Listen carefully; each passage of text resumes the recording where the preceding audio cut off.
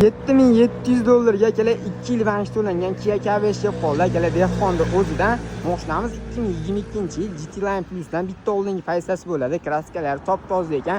Mashinamizga bunaqangi o'yinchoqlar ham so'ng taqib qo'ygan ekan. Xo'p, mashina 78 ming yurgan, kraskalar top toza, aytilganda tonirovka ruxsatnomalari bor. 4 ta yangi ballonlar bilan shunaqangi chiroyli diskalar taqib qo'yilgan ekan. Diska ballonni o'zidan kela egalari $2800 ga taqishgan ekan. Mashinamizning salon holatlarini ko'rsatilgan bo'lsa, salonlari ham tiniq holat turibdi. Po'llar tashab qo'yilgan, ko'jalari matay bo'lib turibdi, ko'ringlar buni. Undan tashqari kattagina panorama lyuklari bor.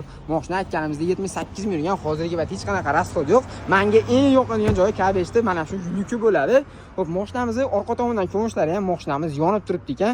Hozirgi vaqtda hech qanaqa rasxodlari yo'q, motor hadovlari tiniq holat turibdi ekan. Mashinaning narxi keladigan bo'lsa, kala egalari $7700 dan oz-moz o'tib beramiz deyishyapti. Mashinani aytganimizda tayyor banki bor, 5 yilga chiqib 2 yilni to'lab qo'yishgan ekan. Batafsil ma'lumot uchun pastda egalarning nomerini qoldirib qo'yyapmiz. Telefon qilib bemalol baraka qilishlaringiz mumkin.